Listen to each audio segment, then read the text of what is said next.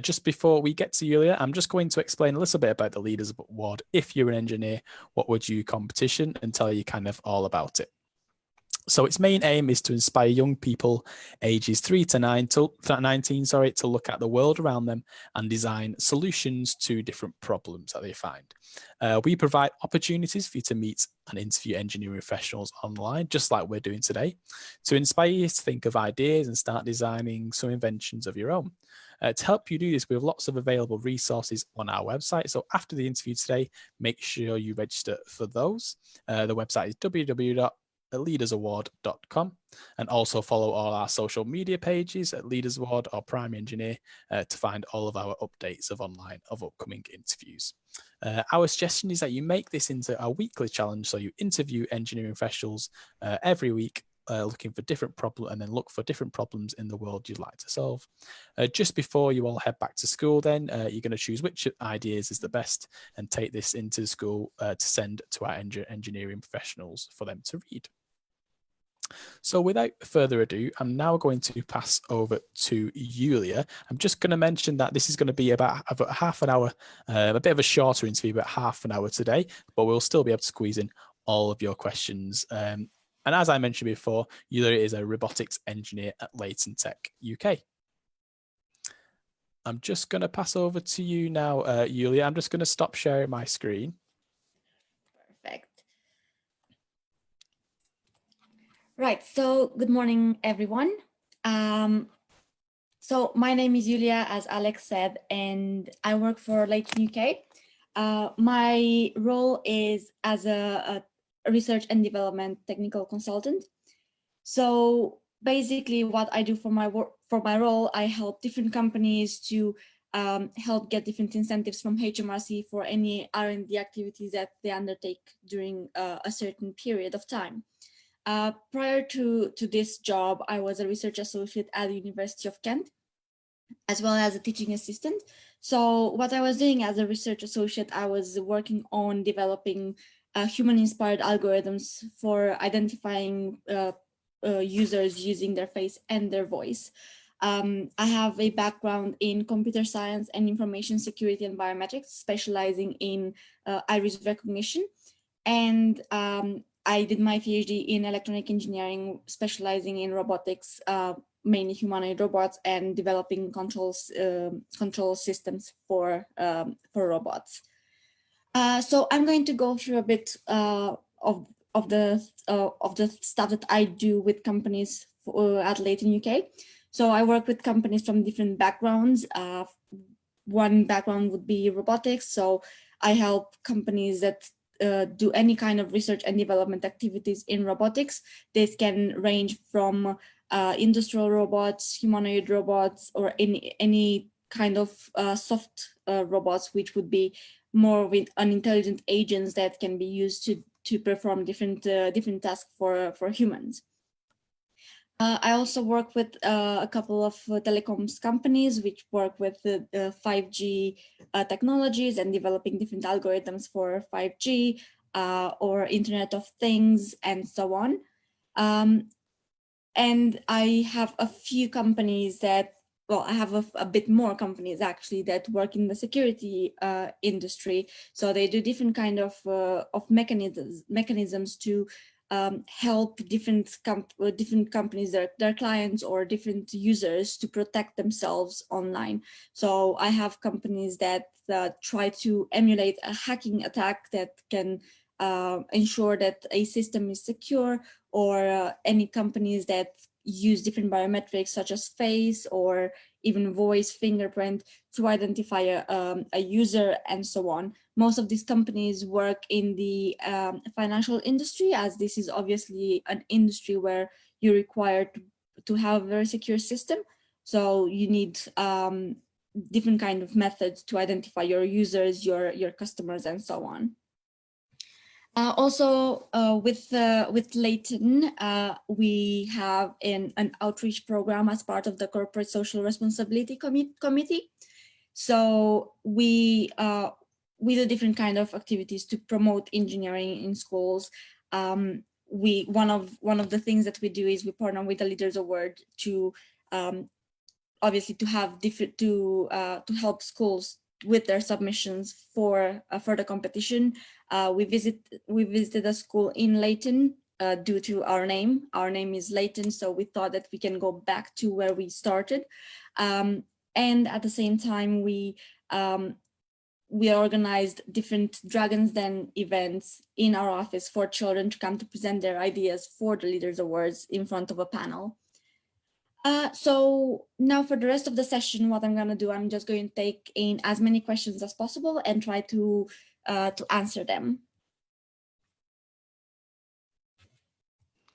Thank you for that, Iulia.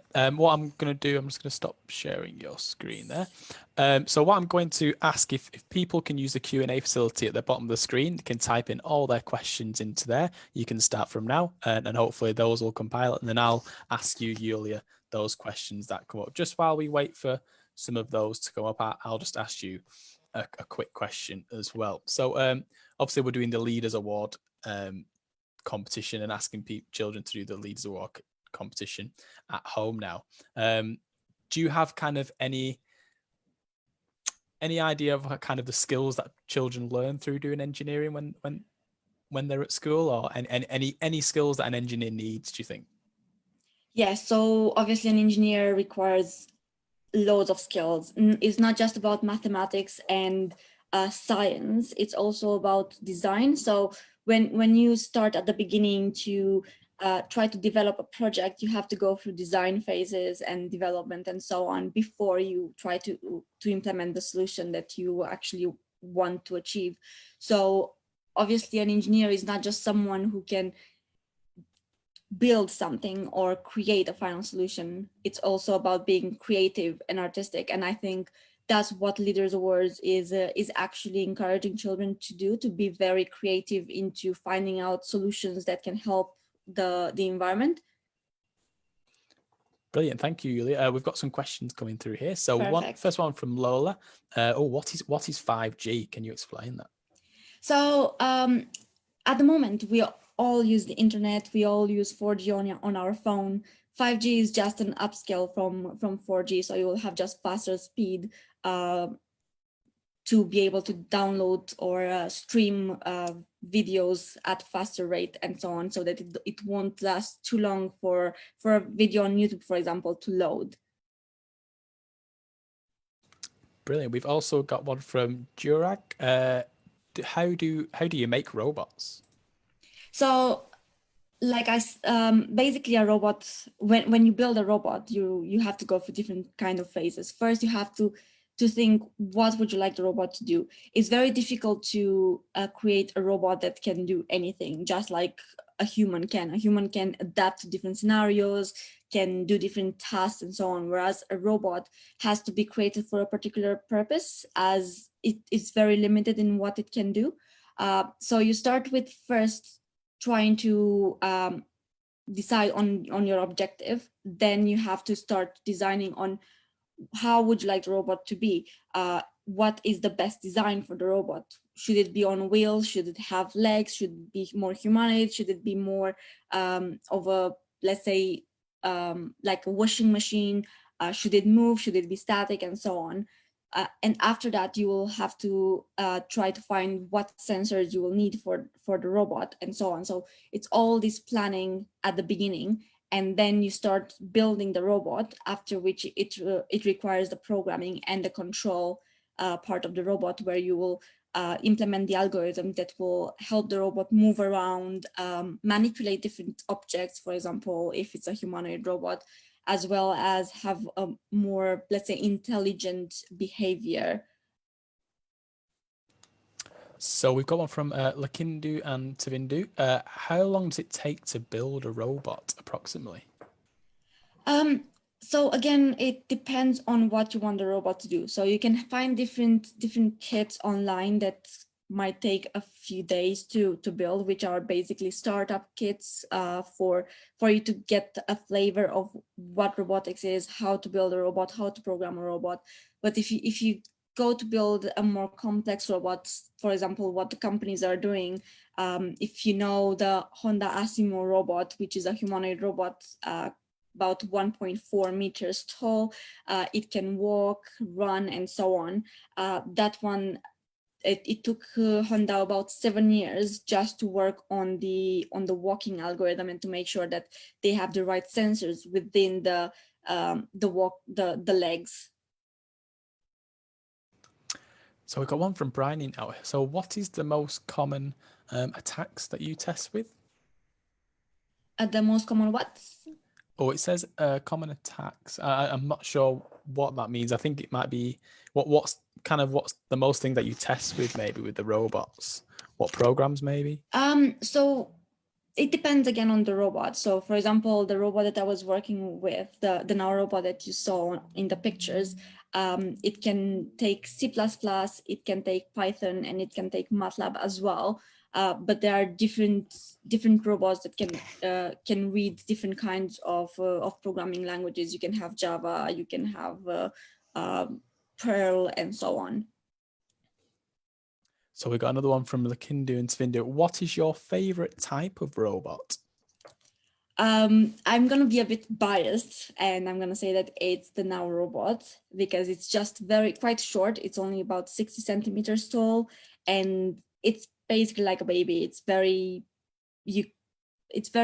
relatable and so on. Whereas other robots can be a bit scary because they are either taller or heavier and so on. But I also like the Roomba robot, which is the small vacuum that can actually walk around and vacuum the house without requiring any human assistance. That actually links to our next question from Lola, actually, and I think this is one that we all think we want is, do you think that in the future robots will do housework? Yes, actually, robots are doing houseworks at the moment. So if you look in the kitchen, for example, you have a fridge, you have a washing machine, you have probably a dishwasher. All of these are actually robots that were programmed to do a particular task for us as humans. So obviously, before we had a washing machine, we used to wash the laundry by hand. We used to wash dishes by hands before we had dishwasher. So all of these are robots that were built to make our lives easier.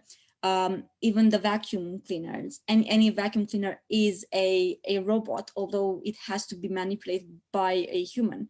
That's why we now have the Roomba robot, which can do it all on its own. And you have Internet of Things now that can ensure that you can control any device in your house through your phone. So you can control your heating, your TV, your washing machine, your fridge, and so on. So just to make our lives easier. We've got one from Lauren here. So are there laws or any rules surrounding robotics to kind of govern the behavior of them? So the rules, this is a bit of a complicated question to answer it. So robots don't have a particular behavior. The way the robots they behave is the way the engineer programmed them to behave. So they don't have a behavior of their own like a human would. So you would have your own behavior, your own personality, and so on, whereas a robot doesn't. So when you build a robot, obviously you build it for a particular task, and the rules around the behavior of the robot is that it has to do that particular task. For example, cleaning the house, vacuuming the floor, and so on. But at the moment, obviously, because the robots are not that intelligent and we don't really have the actual artificial intelligence that people are always talking about on TV, there isn't that much, that many rules regarding the behavior of a robot.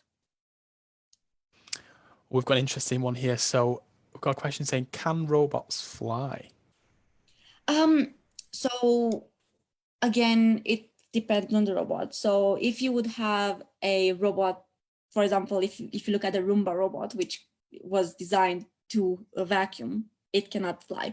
But if you look at planes are a kind of robot that they have to be controlled by humans, the same way cars are robots. So you can say that robots can fly to some extent. Yes, and if those young engineers are wanting to design an invention, then they could maybe make one that that can fly somehow, which would Exactly. be really, really good design. And if you look at drones are robots. So drones are being used by Amazon to deliver parcels at the moment in the US. So you can say, yes, robots can fly.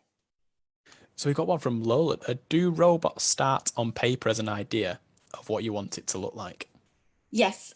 So I actually have a story. The robot that I was working with, the Now robot, the company that designed the robot had an idea of what they wanted the robot to be. They wanted to be an assistant to a human, but they didn't really know how the robot should look like.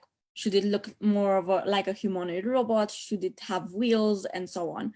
So what they did, they created this competition in France for primary school children, similar to the Leaders Award, and they asked them to design a robot, and the winning design was the one that turned out to be the product, which was designed by children, similar to what you are doing for this competition. Yes, I think it's a really interesting question, because that's what we're asking. Yeah, like you said, that's what we're asking the children to do, is put their ideas onto paper. Exactly. Which is really, really good for them to do. So next question is, how does Face ID and eye scans work? So if we look at face, for example, face is not a very accurate biometric, because your face can change all the time. You might have an injury, you have a bruise, you put makeup on, and so on. So it's not a very reliable biometric. But at the same time, it can be used to some extent, because you always have the same facial features. So you have the same chin, the eyes are in the same format, you have the same nose unless you undergo some sort of surgery, your lips are the same. So a face recognition mechanism will use all of these traits, like the chin and so on, eyes, mouth, and nose, to identify a person. Obviously, if you have a twin sister or a twin brother, you have the same features, so it's not going to be very, very accurate in that case to differentiate between the two people, unless they have some features that are very distinct. But when we look at eyes, if we look at the iris is completely different. It's unique to every single person. Even your right iris and your left iris are different from each other, so it's impossible to have two irises that are the same. What they do, your iris has a sort of a ridge, so if you look at your iris in the mirror, you can see some features in it, and the algorithms basically use those features to identify if you are who you say you are or not. So we've got a question. I think you touched on this before, Iulia. So it says, what skills does it take to develop a robot? So to develop a robot, you will probably need, depending on what you are trying to develop, which part of the robot you want to develop, because you won't have someone that develops the whole robot on their own. You will have design team, you will have electronics team, you will have control team, and so on. So if you look at control, for example, you will need to have obviously maths skills. You will have to be able to work with very complex computations. You will probably have to have a bit of physics if you're background if you are working with humanoid robots, because you will have to make sure that you maintain the center of mass always in the center of the robot, and so on. If you want to develop the robot itself before it goes into being programmed, you'll have to have more of an electronics background so that you can develop all the little elements within the robot. So we've got another question here. So what robot is most complicated to build? The most complicated robot would be a fully humanoid robot. So 2 legs, 2 arms, and a head. So you have different kinds of humanoid robots. You can have humanoid robots that are half humanoid. So you have the upper part, but then they are on wheels. This provides them with more stability. But if you look at humanoid robots that have a full human body, it's very difficult to design them due to the legs. This is because it's very difficult to keep balance on different surfaces, on different inclined surfaces, to be able to go up and down stairs and so on. So that is a very big problem at the moment in robotics. And at the same time, another problem is when if you look at prosthetics and you look at arms, you have to make sure that if you need to create a prosthetic for a person that is an arm, it has to provide the same functionality as an arm would. So you have to make sure that you can move your fingers the same way you would move your own fingers and so on. So that's very complicated because it requires different sensors, different degrees of freedom to be able to move every single finger independently and so on.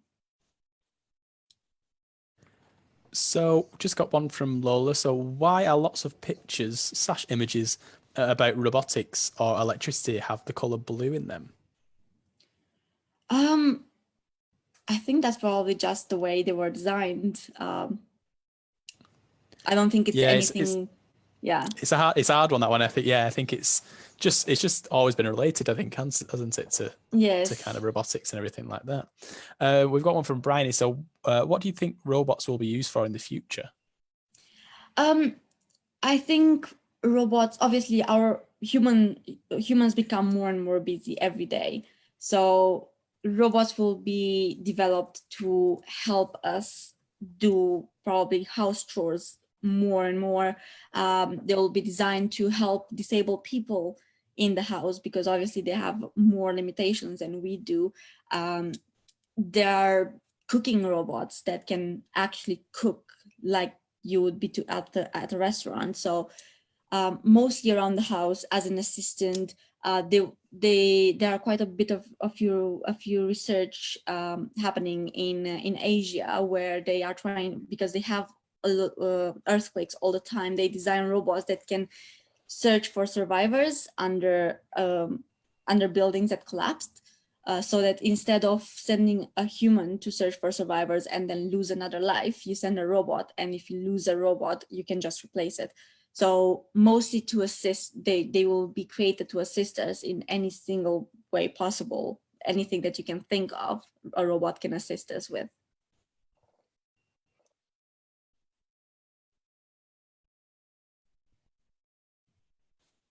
Sorry, Iulia, my mic was muted then. Just got one from, I was reading one out and it was still muted. We got one from Lakindu. So how long does it take to design a robot? I'm guessing from the start to finish. Yeah.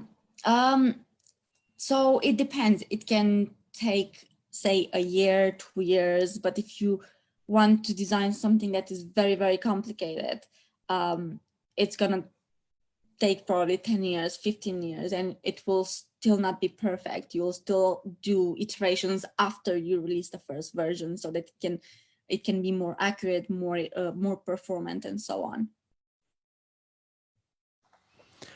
So we've got another one. So what is your favorite project that you've worked on and completed, and how long did it take from start to finish?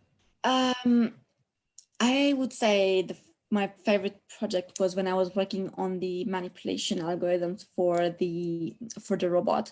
So because creating a manipulation algorithm that is as human-like as possible, and to be able to pick up an object from a location where the robot didn't know about before. The robot was not trained for that location. It was not a pre-inputted location. It's very, very difficult. So it took me about 2 years to get a final solution that can still be improved, because the robot didn't have tactile sensors to know exactly how much pressure to apply for an object. So for example, if the robot was trying to pick up an egg, it would just break the egg. So we've got one here. So when do you expect society to become run by robots, like a household to be made food by their personal robots, something like that? I think it depends. Obviously, we are quite far away from having a society that is more robot inclined.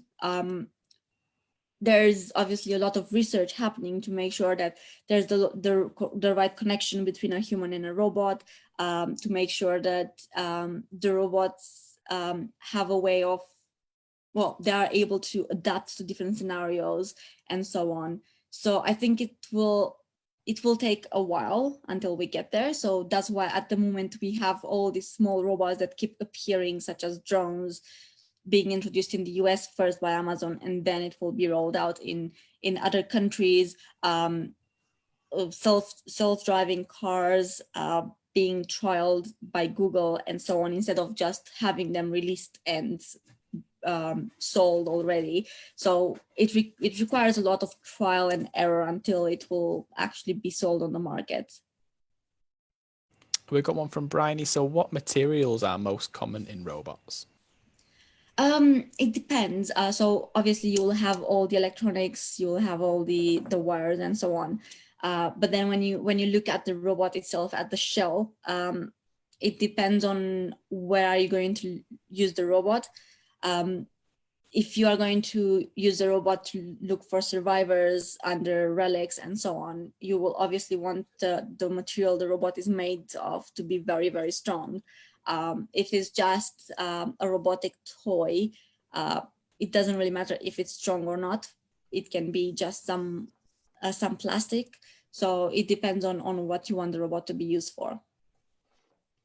We'll just do the last question now, Iulia. It's quite, this one made me smile. It was quite a funny one. So it's from Lola. So she said, you have completely changed what I thought a robot was, and I'm going to tell my mum, because she's freaked out by robots and that they move by themselves. So she said, so is my iPad a robot? You can think of it this way, because obviously your iPad is a smart computer. It can give you the possibility to do different things on it. You can watch videos, you can do your homework, you can listen to music, you can connect with people and so on. So in a way, it can be considered as being not a robot per se, but I would say an intelligent agent that can facilitate your life. Fantastic. Oh, we've just got one more that's popped up from Alistair, Yes. and then we'll finish there. Is that okay, Iulia? Yes, that's fine. So he said, what are the best qualities to have as an engineer? I would say the first one would be creative, because obviously you have to come up with different solutions to overcome different challenges that you might encounter. And the second one, to probably be very critical towards your work. So you have to make sure that if you develop the product, you can look at it and say, okay, so I've developed this, it works, but what can I do to improve it? Fantastic. Thank you so much no worries. for answering all those questions today, Iulia. I'm sorry, everyone. It's just been a little bit of a shorter one today, but we've got through lots of questions there. We've gone through nearly 20 questions. So thank you very much for answering all those, Iulia. No worries. I just want to say a big thank you to all those who've been watching and sending in their questions as well, and for taking the time out of your day to do this as well, Iulia. I hope that you've all been inspired by Iulia today to take on the Leaders Award competition and start designing your own inventions as well. Just before we leave, is there any sort of invention that you could think of, Iulia, or a robot that you think you would kind of design? I would say I would still stick with a humanoid robot, but not one that is very human-like. Obviously, you have to make sure you don't cross that border between what's a robot and what's a human.